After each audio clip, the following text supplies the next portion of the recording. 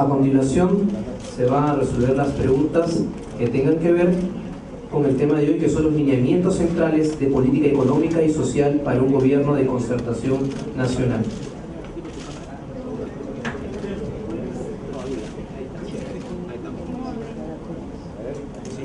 A ver, ¿quién va a empezar con la pregunta? ATV tiene la palabra.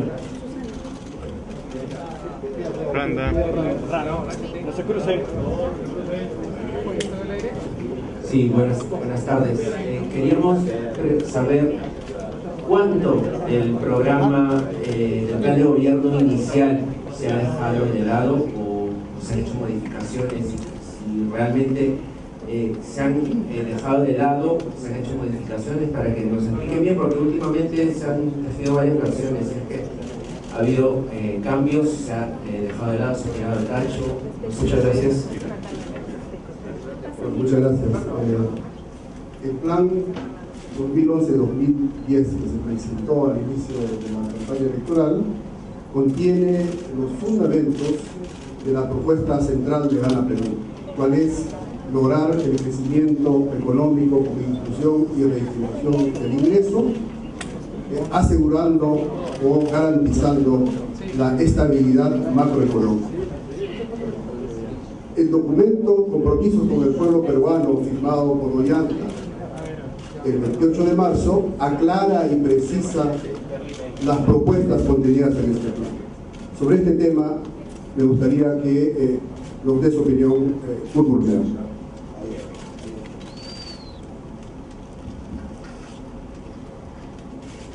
Tanto el plan que se encuentra presentado en el Jurado Nacional de Elecciones como el documento Compromiso con los Peruanos tienen un eje fundamental y compartido. Ese eje refiere lo que es el crecimiento económico con inclusión social. Ese eje de ninguna manera ha sido abdicado ni cambiado, al contrario, ha sido reforzado porque lo que se está presentando el día de hoy, el documento de lineamientos centrales de política económica y social para un gobierno de concertación nacional, no viene a ser más que el contenido en términos de políticas del documento titulado Compromiso con los Peruanos. Para decirlo en términos resumidos, el documento Compromiso con los Peruanos es el qué, el cómo está especificado en el documento que se está alcanzando el día de hoy. Ahora, sin duda, esto es resultado de la búsqueda de consensos, y sobre la base de los consensos es que se establece este documento que va a ser la hoja de ruta de frente a la eventualidad de que el grupo político Gana Perú pueda ganar las elecciones. Es decir, acá se está presentando lo que se va a hacer. Aquí no van a haber sorpresas, no como sucedió en el pasado, donde se decía no va a haber shock y se aplica un programa de shock, donde se decía y se fundamentó el respeto a la Constitución y se da un golpe de Estado desconociéndose todo el orden legal del país. Acá no hay sorpresas, acá se está planteando exactamente lo que se va a hacer. En todo caso, yo pediría, por favor, que en este caso, para poder explicitar mejor lo que significa esta búsqueda de consenso, el doctor Daniel Shilovsky pueda dar algunos alcances. Gracias. Efectivamente, esta búsqueda de consenso es una modernización muy importante en la forma de hacer política y hacer campaña. En democracias avanzadas, los candidatos explican sus metas, luego buscan consensos de cómo llegar a ellas. Esta es la primera vez en el Perú que un candidato convoca a un grupo independiente para forjar un consenso, buscar un mecanismo de concertación a fin de llegar a formas de hacer las cosas que incorporan una mayoría grande. De manera que creo que necesitamos reconocer el gran avance que significa esto y la seguridad que da, por otro lado, que las medidas que están plasmadas en este documento reflejan realmente una convicción amplia, un apoyo amplio de qué es lo que se va a implementar en este futuro gobierno, que esperemos sea otros 5 años de avance importante para el Perú. Buenas tardes. Señor Corneo, usted explicaba El compromiso era el qué, los lineamientos que son presentados ahora es el cómo, pero me parece que es la primera vez que un partido político presenta datos escritos. ¿Por qué no se pensó primero que en el plan de gobierno tenga ese qué y ese cómo? ¿Por qué tener que aclarar luego con nuevos documentos? Te respondo muy simplemente, corroborando lo que acaba de mencionar el doctor Silosi. Esto es el resultado de la búsqueda de consensos. Esa es la forma de cómo se hace en términos modernos de política. Aquí de lo que se trata inclusive es que este documento es básicamente los cómos del documento compromiso con los peruanos, está absolutamente abierto para que pueda seguir recibiendo adhesiones y aportes. Nosotros consideramos que esa es la manera moderna de hacer política. Buenas tardes. Dice en el compromiso con el pueblo peruano que van a combatir la corrupción, dice que no van a tolerar esa entrega y redireccionar los recursos que se pierden de gasto público para implementar y cumplir los compromisos que se asumen. Y en este segundo documento también dice en la primera página que van a restablecer el principio de ética pública combatiendo la corrupción y el despilfarro del dinero del Estado. Quisiera saber cuáles son exactamente las medidas que van a tomar, si va a haber algún cambio en la legislación o si es que se va a hacer alguna reforma jurídica para, en efecto, poder combatir la corrupción, porque siento que en esos documentos no se nos está explicando bien cómo es que lo van a hacer. ¿De qué medio esta pregunta, disculpen? De Frecuencia Latina, María Guevara. Bueno, creo que si analizamos la opinión pública, entenderemos que una de las fortalezas nuestras es el combate a la corrupción frente a otra propuesta que más bien se coludió y permitió la corrupción. Creemos que es importante para combatir la corrupción generar confianza y es necesario declarar imprescriptibles los delitos de corrupción, porque si no tendremos mañana más tarde candidatos o presidentes que se escapan del Perú, sacan su doble nacionalidad para ampararse en la otra frente a la requisitoria o al pedido de extradición de la justicia peruana, postulan inclusive al Senado japonés y después vienen acá tratando de pintarse como héroes, buscando la prescripción. Igualmente hemos visto exministros, uno que señaló una frase como que Dios nos ponga confesados, que Dios nos ayude, ¿no? Y ha estado, no se presentó, mejor dicho, a la justicia, ha esperado que prescriba su delito y ahora sí se presenta a la justicia. Y por lo tanto el pueblo peruano queda burlado porque esta gente se roba millones del país, espera unos cuantos años que prescriban sus delitos y después se presenten y nuevamente ya vienen como si fueran ciudadanos beneméritos de la patria. Eso se acaba.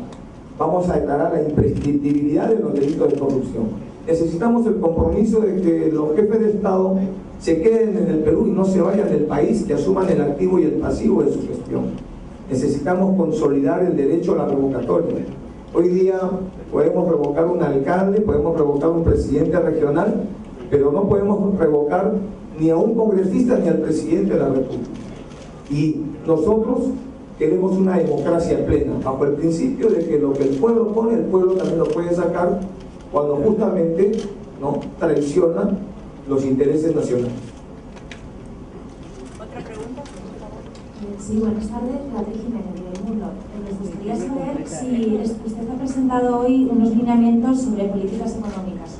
Sobre el resto del plan de gobierno, con propuestas como la Asamblea Constituyente de Medios de Comunicación, ¿se mantiene o van a presentar nuevos documentos al respecto? Gracias. Bueno, como ya se ha señalado, los lineamientos centrales de política económica y social para un gobierno de concertación nacional es el que contiene las políticas, las propuestas de política. Esas son las propuestas de política que sometemos a la opinión pública.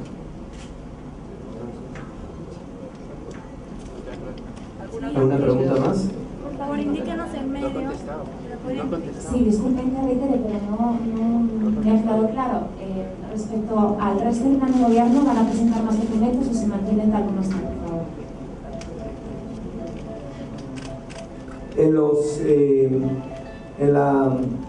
Ni en el plan de gobierno, ni en el compromiso al pueblo peruano, ni en este documento que hemos sacado, el documento de la concertación, se habla de una asamblea constituyente.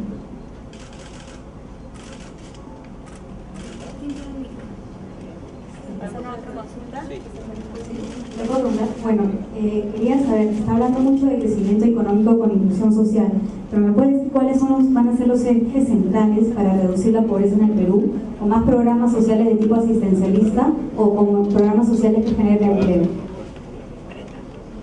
Bueno, mire, lo que nosotros planteamos es un crecimiento económico con inclusión social y con un manejo prudente de la caja fiscal y una estabilidad macroeconómica.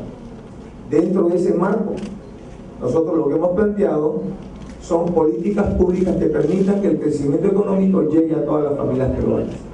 Por eso planteamos el programa Pensión 65, planteamos el programa Cuna Más, planteamos, por ejemplo, el sistema de atención móvil de urgencia, la inversión a través de asociaciones públicas privadas para la construcción de infraestructura, sean carreteras, vías férreas, puentes, aeropuertos. Tenemos un plan ambicioso de iniciar la construcción de un hospital en cada provincia del Perú. Hoy día hay aproximadamente 139 hospitales a nivel nacional para más de 190 provincias. Hay provincias que están con costa médica, sabiendo los problemas geográficos de conectividad entre una provincia y la capital.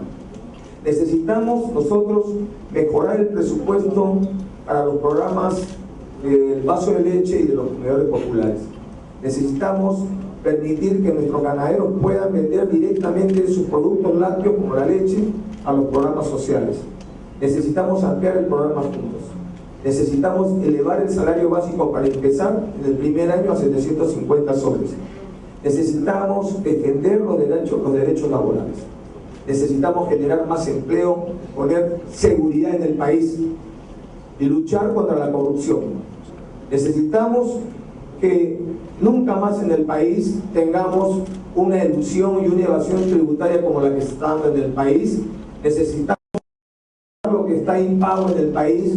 Necesitamos recuperar la plata que se robaron la mafia fujimorista y que están en cuentas en el extranjero y que a través del FEDADOI no consiguen cobrar ni siquiera el 10% de lo que se robaron del país.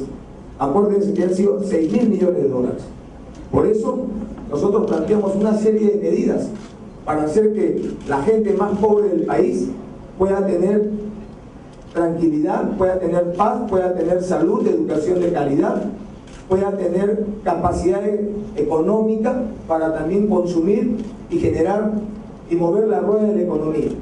Todas estas políticas tienen que hacerse respetando, vuelvo a repetir, la estabilidad macroeconómica en el país, una prudencia en la caja fiscal, pero eso sí, nosotros queremos gobernar para todos los peruanos, pero particularmente nuestro interés, nuestra preocupación va a estar en los más necesitados.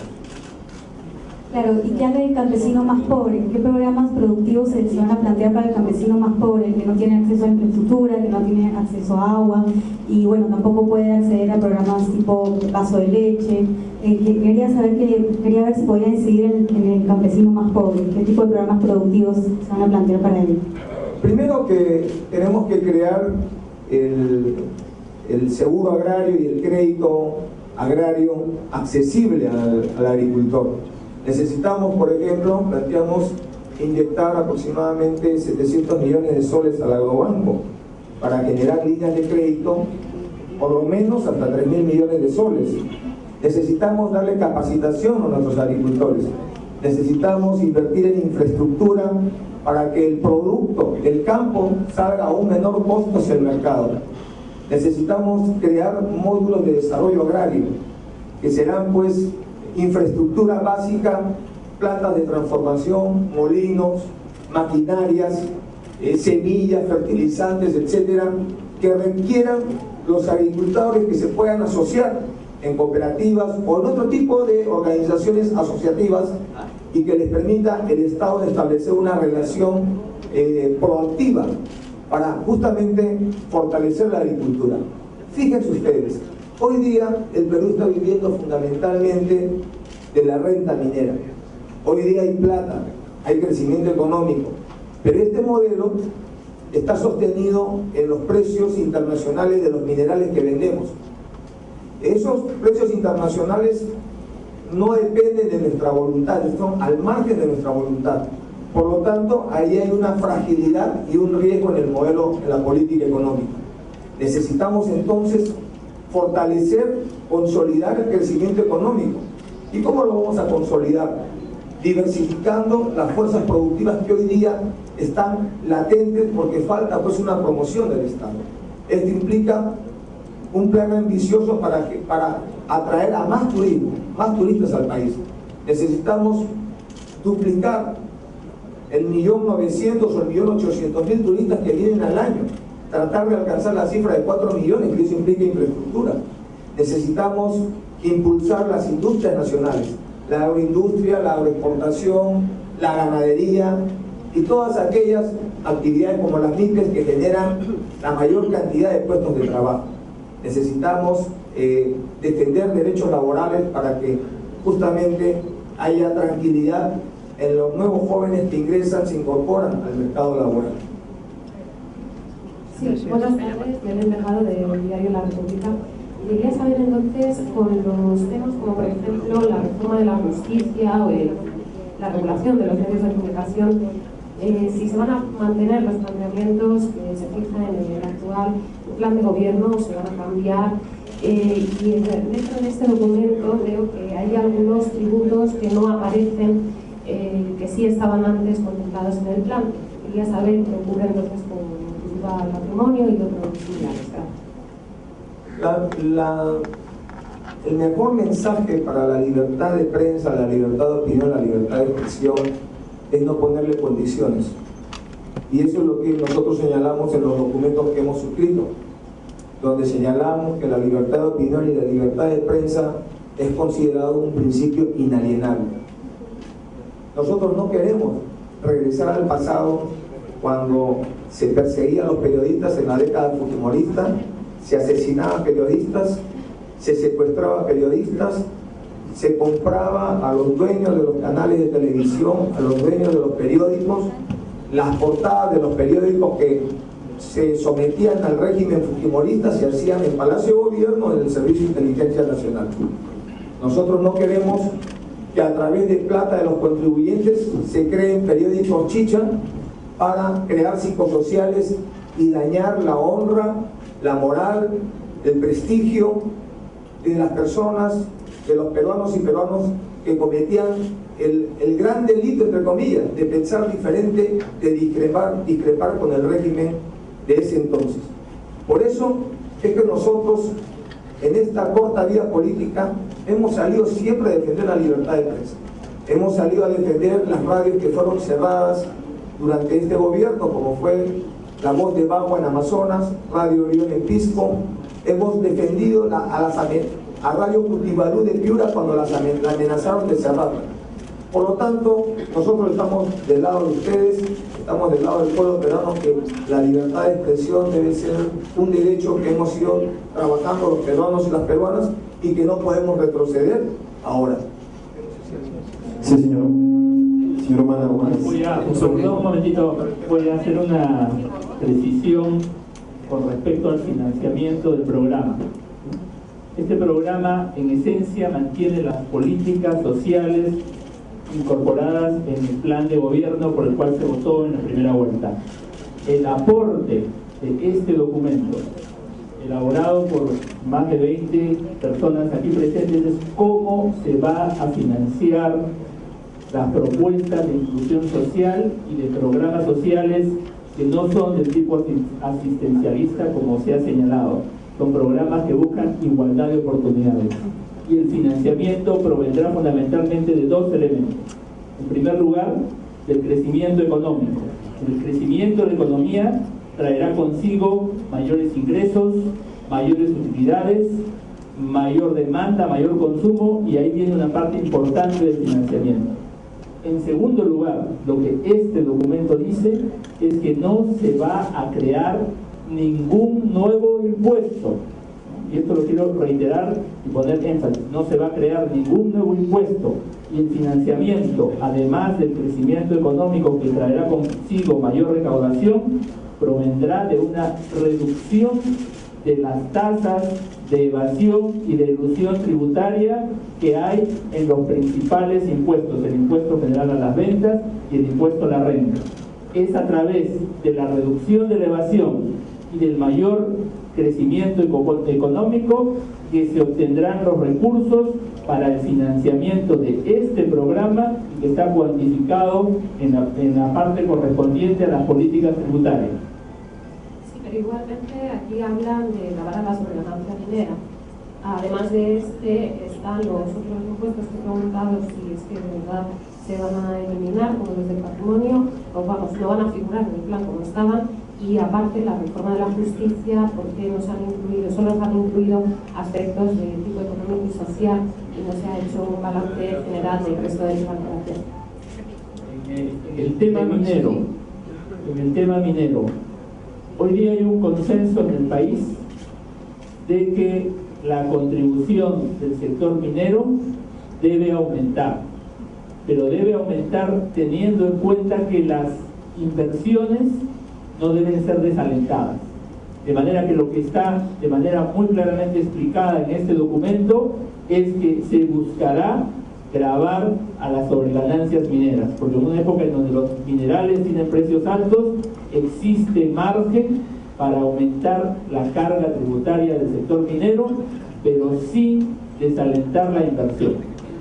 Sí, permítame insistir con esa misma pregunta. Sin embargo, para esos cambios va a requerirse de consenso parlamentario y además en el tema de lucha contra la corrupción, porque acá se refiere que se va a utilizar, digamos, dinero recuperado de eso, del tema de evasión.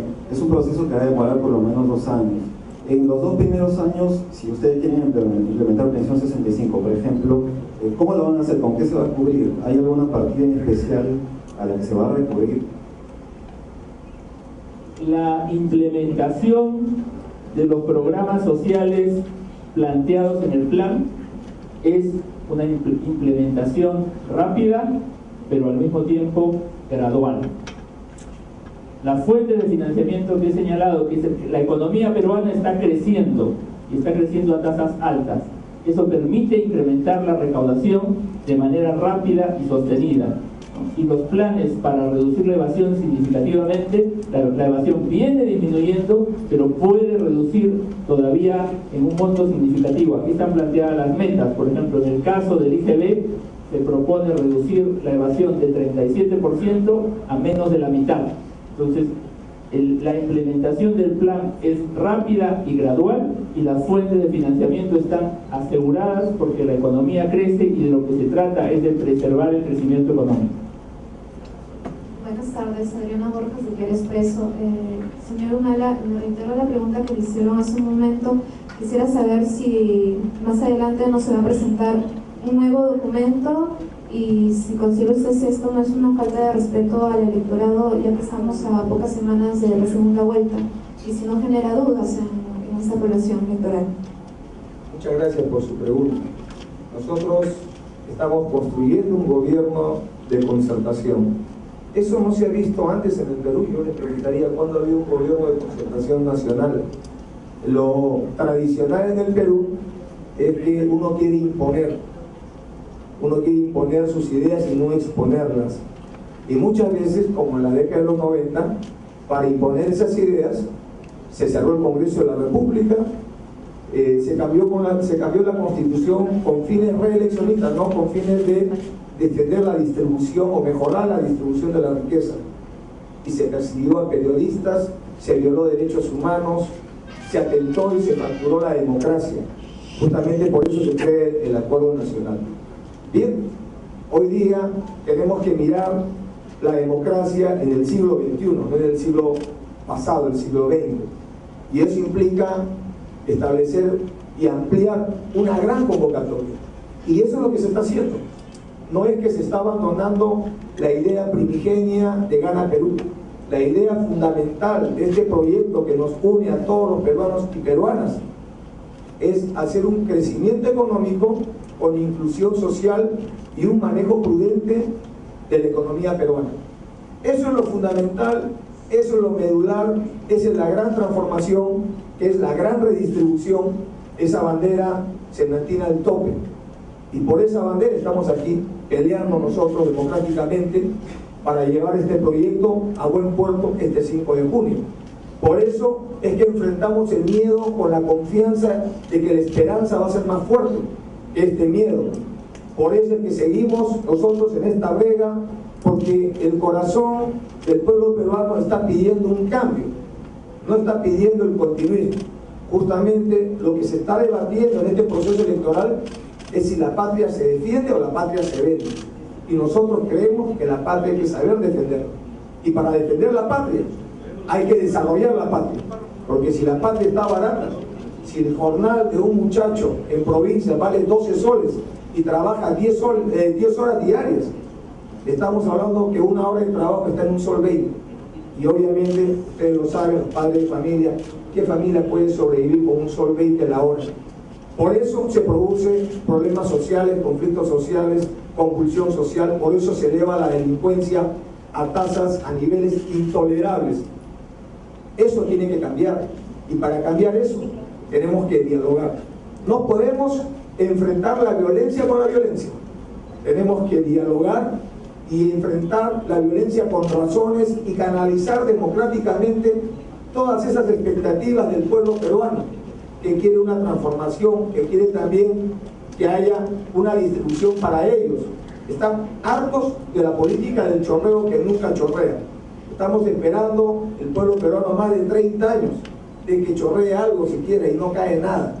Por eso es que hoy día los políticos responsables hablamos de una concertación, y creo que eso es lo que el pueblo peruano va a medituar y va a apostar este 5 de junio por el proyecto Gana Perú, marcando la obra. Si hay alguna pregunta final. Sí, buen día, ¿qué tal? Patricia Vélez, de la agencia Reuters. Tenía dos precisiones. En el tema del plan Pensión 65, dice que será con financiamiento del Tesoro Público y que no se tocarán los fondos de los afiliados de las AFP. ¿Eso significa que el sistema se mantiene tal cual o las AFP se convertirán en algo complementario como estaba en el plan de gobierno anterior? Y otra precisión en la parte de las políticas de energía, dice que se renegociará el contrato del lote 88 y antes se contemplaba también el 56, que es precisamente de donde proviene el gas que se exporta. Sobre pensiones, la propuesta que queda es pensión 65. Eso es todo lo que queda en materia de pensiones. Así. Y se va a financiar con recursos del Tesoro Público. Además, es un programa que se va a aplicar gradualmente.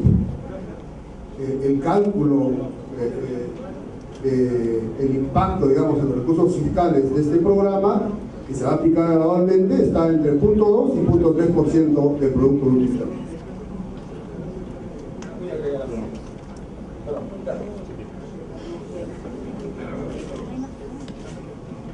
Gracias.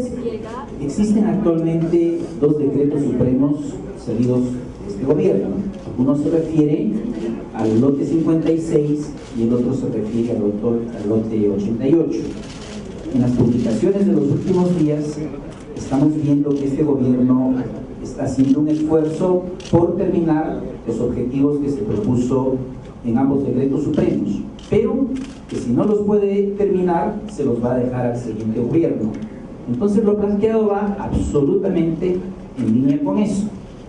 ¿Qué es lo que los decretos supremos del actual gobierno establecen respecto al lote 56? Que pague regalías compatibles con las regalías que se tienen para el mercado interno.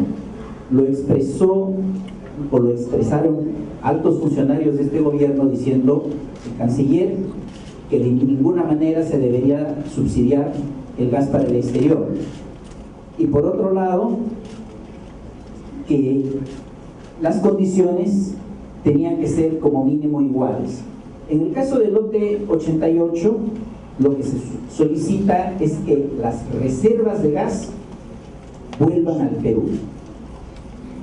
Las reservas de gas del lote 88 están empeñadas para cubrir un contrato con México.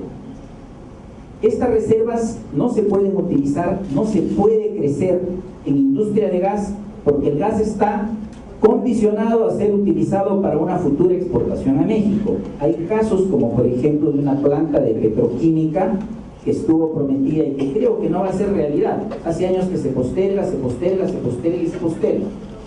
Hubo un concurso y se otorgó una buena pro a una empresa para que hiciera distribución de gas en Ica. Hasta ahora no se cumple y permanentemente se pospone y se pospone y se pospone porque no tienen la capacidad de recibir el gas. Por otro lado, ¿cuál es la política económica del Perú en la realidad hoy en día? El Perú es un país que es importador neto de petróleo.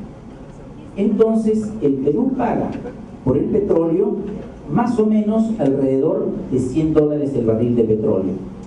Cuando alguien va a una estación de gasolina y compra la gasolina que utiliza un vehículo moderno, es decir, gasolina de 95 octanos, y convierte lo que está pagando hoy día en el grifo a dólares por barril, resulta que está pagando $250. O sea, el Perú depende del petróleo porque tiene que ser un importador de petróleo, lo importa pagando $100 el barril y se lo vende al consumidor a $250 el barril. Pero entre tanto, lo que se necesita para despetrolizar la economía del Perú, para despetrolizar el transporte, que es el gas natural, está inmovilizado, atado a un contrato que esperando que haya inversiones que encuentren nuevo gas. ¿Y saben a cómo estábamos exportando el gas? En boca de pozo, si lo ponemos no en dólares por millón de BTU, sino lo ponemos en dólares por barril de petróleo, lo estamos vendiendo a $1 el barril de petróleo.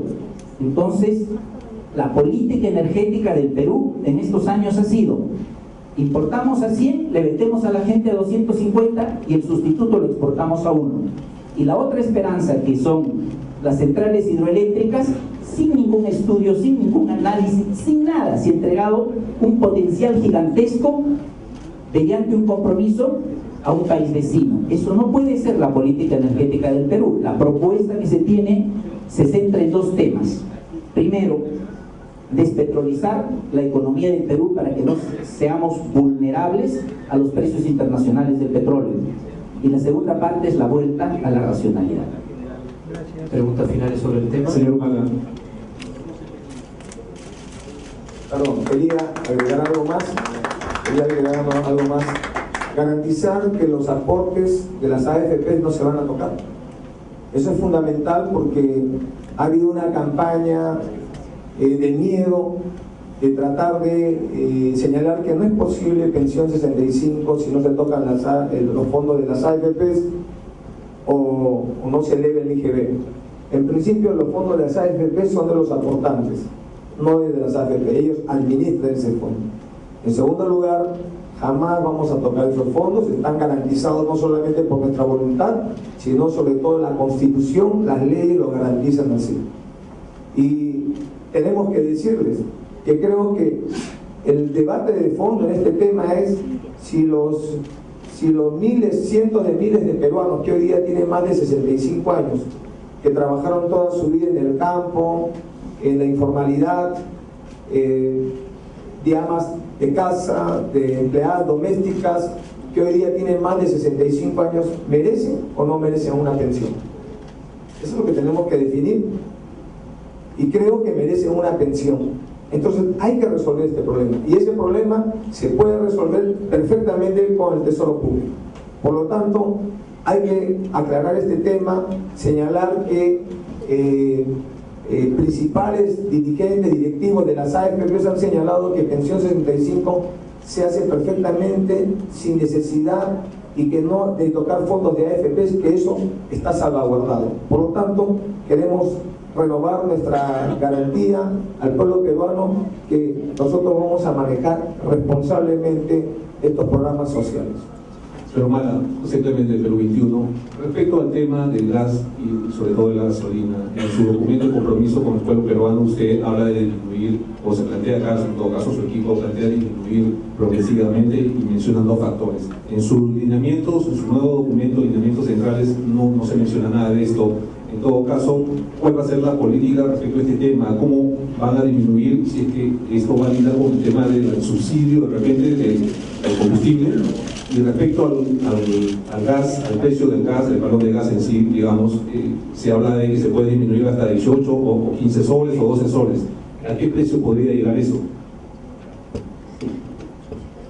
Sobre el tema de subsidios, no deberíamos espantarnos, porque actualmente se está subsidiando con más de 100 millones de soles a los combustibles. 100 millones de soles a la semana, multiplicados por 52 semanas al año, da 5.200 millones de soles, que es más de lo que cuesta el programa Pensión 65. Por otro lado, cuando uno sigue la traza de cómo se van formando los precios de los combustibles, encuentra que existen costos excesivos en la comercialización. Y hay mecanismos de competencia que permitirían reducir el precio del gas natural. Las cifras que están en el documento inicial han partido de cifras antiguas de precios del petróleo, cuando estaban alrededor de 60 a 65 dólares el barril. Hoy día el petróleo está en 100 y los riesgos son que podría trepar en los próximos años hasta 150, 200. Eso no lo puede saber nadie y está muy lejos del control de nuestras propias manos. Entonces, ¿qué cosa es lo que se debe hacer? El precio del balón de gas natural puede tener una reducción importante en base a eficiencia y en base a políticas y lineamientos que hoy por los detalles no es el caso de precisar, pero en el caso de combustibles lo que se pretende es acelerar y afianzar el gasoducto que está comprometido para el sur del Perú y trazar, en base a la liberación de las reservas de Camisea, sacar a concesión el gasoducto para el norte del Perú y también para que atienda la región central del Perú. Todo esto se acoplaría con concesiones para empresas distribuidoras de gas. Obviamente esto no se puede hacer de la noche a la mañana y puede tomar en total, en completarse alrededor de 4 años. Pero cuando esto se haya completado y si el gas que se va a utilizar en el consumo residencial proviene de Camisea, el equivalente del precio de gas podría estar alrededor de 12 soles. Es decir, el consumidor que cambie de utilizar los balones de gas licuado de petróleo, de GLP, vinculados al petróleo, por gas natural proveniente de Camisea, podrían estar pagando un precio que equivalga a los 12 soles el galón de GLP. No se trata que el galón de GLP cueste 12 soles porque eso está fuera de posibilidades. Lo que está dentro de las posibilidades es que el sustituto se consiga a ese precio y además no sea sensible al incremento de los precios del petróleo. Le recordamos a todos los colegas de prensa que el equipo técnico de Gana Perú también se quedará unos minutos más para resolver preguntas particulares. La última respuesta del candidato Ollanta Humala. Quería simplemente complementar todas estas cosas que hemos conversado con la prensa, y es el tema de que nos debe preocupar que hay medidas de inclusión social que tienen que hacerse de todas maneras, porque es un deber moral de la clase política que ha gobernado el país y no hizo lo que hoy día nos recibe. Nosotros estamos convencidos que se pueden hacer estas cosas. A veces comentaba con un amigo, como cuando uno tiene una persona, una cocinera está acostumbrada a darle a un hijo nuestro de repente té y galletas de desayuno, y cambiamos de cocinera y la nueva cocinera nos dice que sí se puede dar un pan con atún, un pan con huevo, leche con Milo, etcétera. a nuestro hijo. ¿Y qué hace el padre de familia? Le pregunta a la cocinera saliente, ¿eso es posible? Dice, no, no es posible.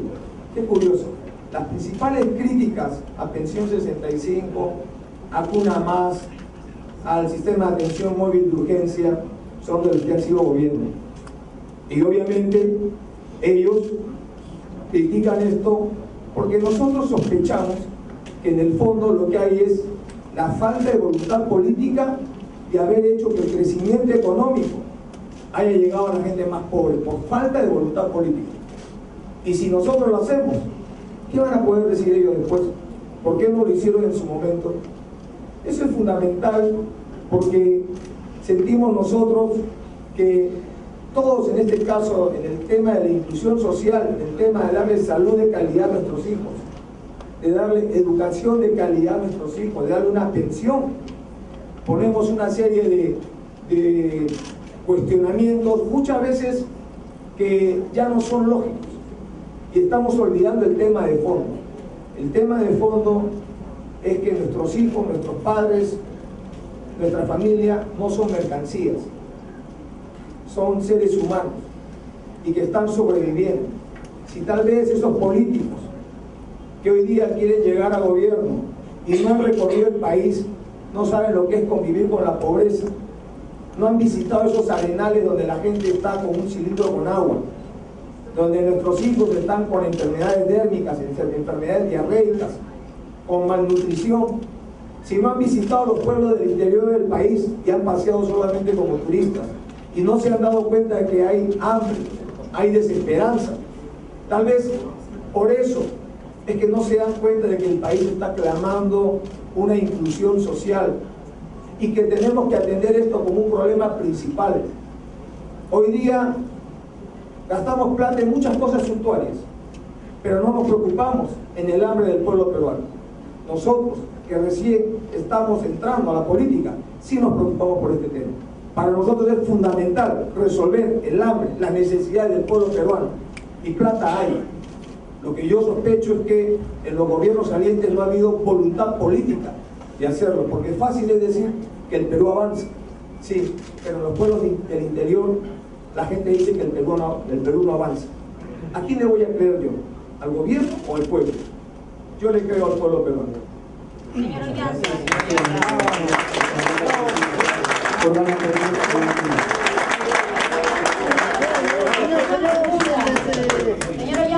creo que esa era la última pregunta. ¿Nos podría contestar, por favor?